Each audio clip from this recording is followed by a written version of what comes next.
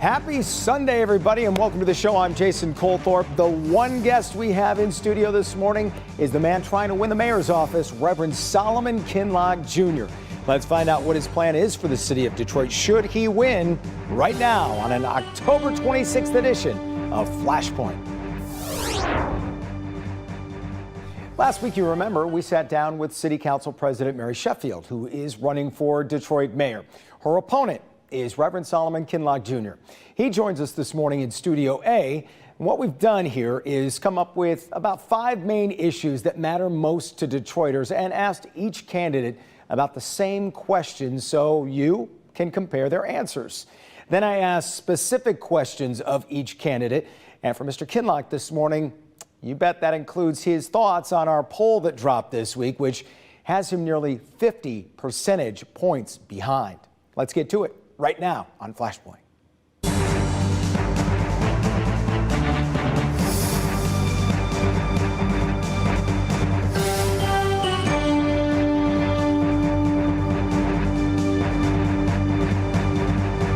Let's say good morning to Reverend Solomon Kinloch Jr. Thank you for being here and talking about everything, the issues that are important to Detroiters.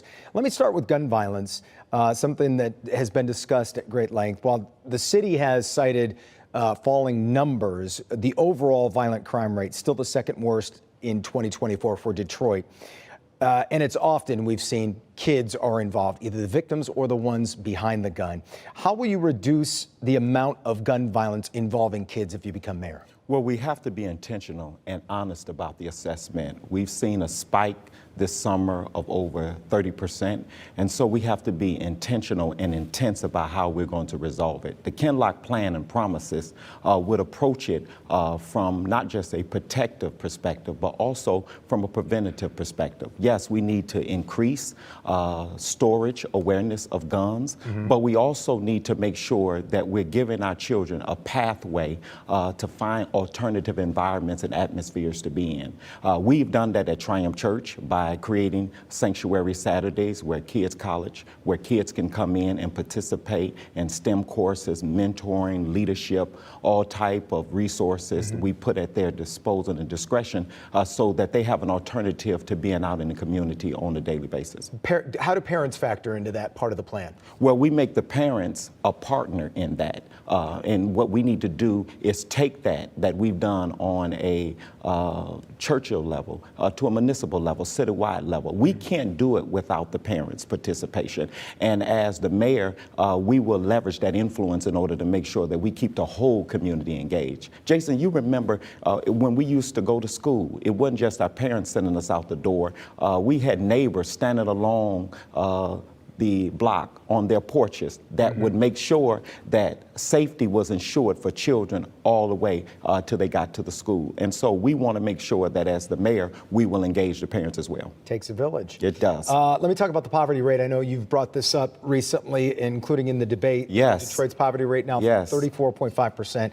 I don't need to cite the numbers to you, but it makes Detroit the poorest major city in the U.S. And that equals out to about 223,000 people. Do you have a plan to fight that level of poverty and help that astronomical number of people get out of poverty? Jason, it's heartbreaking. There's no way anybody can sit on the sideline. That's why I got in it to bring weight and gravity to the crisis. When you talk about that the majority of the kids that live in this city are living in poverty, we got to do something. And we got to do it with a sense of urgency. One of the things that the Kinloch plan promotes is, number one, we will create a children's trust fund that upon birth in the city of Detroit, every child will be seeded an investment, and that investment will grow every year until they get to the age of 18, as long as they stay a resident in this city. And so when they get 18, they can use it for college, they can use it for vocational school, they can use it to buy a house, open up a business, or invest in their community. Also, we would take the lid and the limits off apprenticeship programs. We would take the lid off skilled trades program. We will leverage those industries where individuals in our community can make competitive wages. And we can make sure that we're not starting late, that we're starting early by making sure we're partnering with the school district. That first part, do you have any idea how much that would cost? It feels like that would be a lot of financial burden for a city. Well, we would start with public $100,000 investment, and then we will partner with private industry because we got a host of philanthropic partners in this city who want to invest in the future health and well-being of our children. And also, poverty goes hand in hand with having a job, being able to get to a job.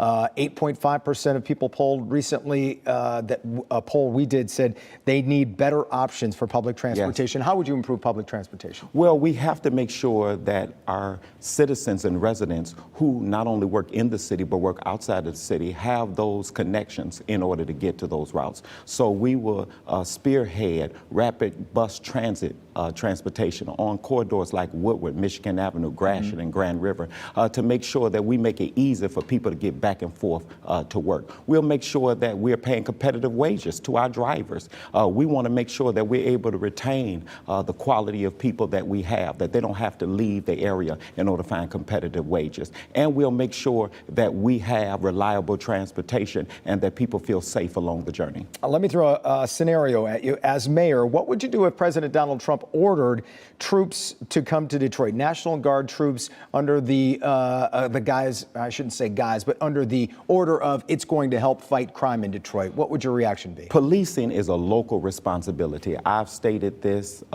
previous to these discussions, and I'll continue to state it. We are not in favor of National Guard policing and patrolling the streets of an urban community. At all? At all. Because you have said under certain conditions, possibly. No, what I said was what we're doing right now. When you start talking about the FBI, when you start talking about the ATF, they have the One Detroit initiative with the municipal leaders along with the Wayne County prosecutors, state police, and so many other law enforcement come together in order to strategize ways to bring crime down. When you start talking about that and partnering in strategy, that's one thing. But when you start talking about police in the street, that's another thing. We come from a traumatic experience. We know what happens when we invite the National Guard in and the civil rights violation. No one wants to go back to that. Gotcha. Data shows eating ultra-processed foods like chips, chicken nuggets, hot dogs, frozen packaged meals can literally take years off a person's life. With so many in Detroit finding themselves in a food desert, how do you go about making healthier whole food more accessible for Detroiters? Well, we have to be intentional about making sure that we rid our city of the food desert and what that looked like. We have to improve the food sovereignty network. We got to make sure that our families in the city get access to healthy foods so we can continue to intensify and give our food out programs the network they need in order to grow fresh produce in the city. But also we have to make sure that, as my platform promotes, that we will have 10 strategically planned grocery stores throughout the area so that our community have access. But also we got to do a lot of educating. We got to make sure that we use our platform to educate our community on healthy eating so that we can cure our community of some of the high-risk diseases that we see affecting our people. So they can prioritize it. Exactly. Yeah. Let me touch on education. Yes. Because Detroit kids, again, rate very low in 4th and 8th grade when it comes to reading and math scores. I know the mayor doesn't control the school board, but voters have said they'd like a mayor to be more engaged on this. What would your and this kind of goes hand in hand with jobs and poverty and everything else. How do we get our kids more proficient in math and reading? Although it is not the mayor's job, it is the mayor's responsibility. We cannot have a renaissance and a revitalization in the city of Detroit unless our children come back with it. And we have to make sure that the schools are a part of that. We have to give our young people an environment where not only they can survive, but to thrive. And so the Kinloch plan will execute a chief educational officer that will not usurp the superintendent or the school board, but will partner with the school district in order to make sure that we are leveraging all of our departments and our resources and relationship of stakeholders in the community to deal with those social ills. We can't just say it's about curriculum when they get into class. We got to deal with affordable housing. We got to deal with mental health. We got to deal with their medical inequities. We have to deal with so many issues that prevent them from showing up to class where they can actually learn. You think the superintendent would be all right with another cook in the kitchen there? We're not trying to do his job. We're trying to partner with him and give him additional tools to help him do his job. And I've had conversation with him, and he understands that partnership. Gotcha. All right. More to come with Reverend Solomon Kinloch Jr. right after this on Flashpoint.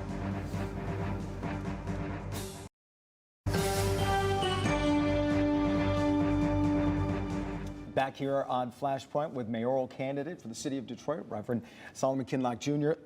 You've led Triumph Church for decades now, Yes. built a large congregation. Yes. What parts of your pastoral leadership translate to being mayor of the city?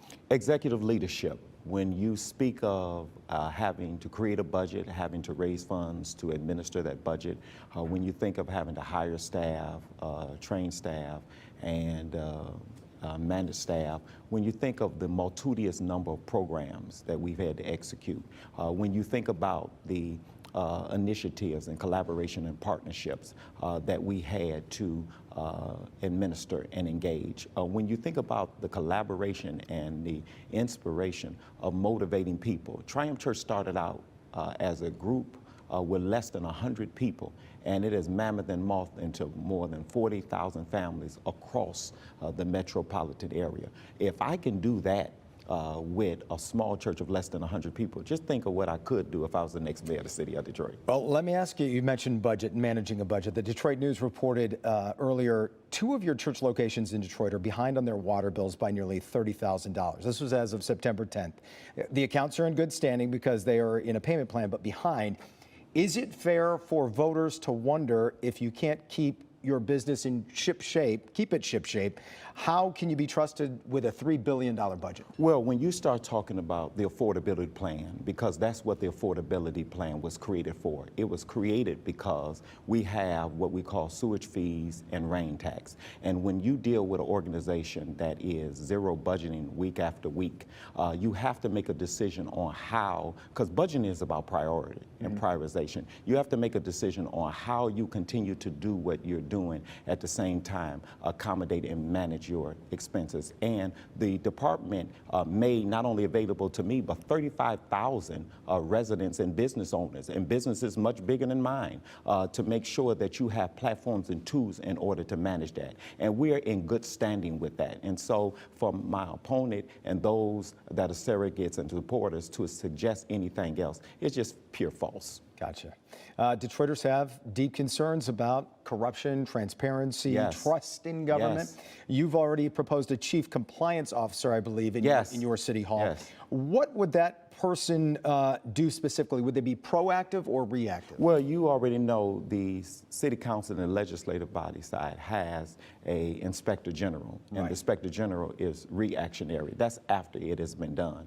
But we need to be proactive. Jason, we've come from a dark place of corruption. We come from a dark place where people have lost their trust. That has been a breach between community and our civic leaders. We have to make sure that we don't go back to that place again, and making sure that you have someone that's on the 11th floor that's a part of the executive branch of leadership in this city to make sure that any hint of impropriety will be dealt with swiftly and will be dealt with on the front end, so that the employees and appointees and those that are part of leadership know that we're not just representing ourselves, but we represent the citizens of the city. Your campaign has made affordable housing a priority. Yes. So Mike Duggan has Yes. laid the foundation for you to build upon. What's the Yes. biggest barrier to creating thousands of affordable housing units that are still needed, and how do you pay for that? We have to make sure that we create an economical model that people can afford. When we have individuals that suggest we built $1.5 billion of affordable housing, if the median income in the city is less than $40,000 a year, then that means the people in the city cannot afford it. We have to make sure that we have a model that people can afford. And the way you do that is what Tobias Harris and what Brinker Construction are doing with their partnership with Kresge's and leveraging their portfolio and their resources. Create a model where people can afford it, but also intensify and increase our down payment assistance program. Our down payment assistance program will resolve the greatest obstacle, one of the greatest obstacles to people being on a path to home ownership. And we have to make sure administratively in the city, we don't make it so cumbersome where developers that want to come in to do business find it so hard to do it. We will make sure that we have a chief development officer that will be allowed to allow people to be able to see through the process of how they're getting through the process, so they're not getting stalled and stuck, and they're not getting to the point where they can be productive and fruitful. Let me ask you about a poll this week by us here at Yes. Local 4 and the Detroit News, which has The race currently 65 to 14 Yes. in favor of your opponent. If those numbers are even close to accurate, let me ask you, why do you think your message hasn't connected with the majority of Detroiters, if those numbers are correct? Well, Jason, to be perfectly honest with you, I don't know who that poll is talking to because I'm out here in the street every day, and that's not the feedback we're getting. The only poll I'm concerned about is the one that comes that people go to on November 4th when they go to the polls. And at 8 o'clock when it closed, that would be the word of the land. But I got in this race because there are issues that are not given the weight and gravity, like affordable housing. It was not a hot button until I got in this race. When you start talking about job and opportunity, there's an exodus of the black middle class in this city. When you start talking about the majority of the kids in this city in poverty, and the poverty rate the highest it's been since 2017, when you look at the fact that that's a failure of institutional politicians, I got in it to bring attention to it. And that's what I continue to do, and that's what I believe when I talk to the people in the city. That's what they continue to say, that they need something different, and they want a city that works for us all. Do you feel like you've done enough to get that point home in the race? Do you feel, I guess the question is, have you campaigned as hard as you wanted to from the beginning of this race? Well, Jason, I'm not an institutional politician like some other people. I didn't just start talking to people. I've been talking to people, tens of thousands of people, my entire life. Someone that's just jumping into a race, they can say, oh, you know, I just started talking to people. But for 27 years, that's all I've been doing, continuing talking to the community. What I got into this race to do is to make sure, because when we talk about a poll, you're talking about 500 people. There are over 500,000 registered voters in this city. And we see that 80% of those individuals are not engaged in this process. Who's talking to those people who feel like they're not listened to and left behind? And I got in this race to be a mayor for everybody. So would you part of that poll, by the way, and I should point out, it talked to 500 likely Detroit voters. Yes. 500. Yes. Far short of the majority of people, Yes. obviously. But a vast majority believes the city's on the right track. Do you disagree that the city's on the right track? Well, let's talk to the majority of people in this city. Just think about this for a moment. The majority of children that are in families that are in poverty, would they say that this city is on the right track when poverty has gone up for them? That becomes the question. Who are we talking to? If the majority of the people in this city are not benefiting from what we call a renaissance and revitalization, how are we saying that we are on the right track? We're not on the right track until we make sure that we're not leaving any Detroiter behind. I got 1 minute left. Let me finish with this. What would it mean to you to be mayor of your hometown? It would mean that I'm giving hope and inspiration to every boy and girl out there, like somebody gave to me, that you can be a part of the solution and not a continual part of the problem.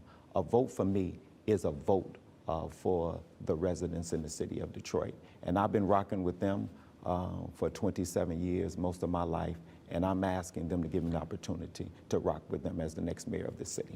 Candidate for mayor, Reverend Solomon Kinloch Jr. Thanks so much. Good luck on November 4th. Thank you, Jason. I appreciate you. More Flashlight coming up next. Flashlight.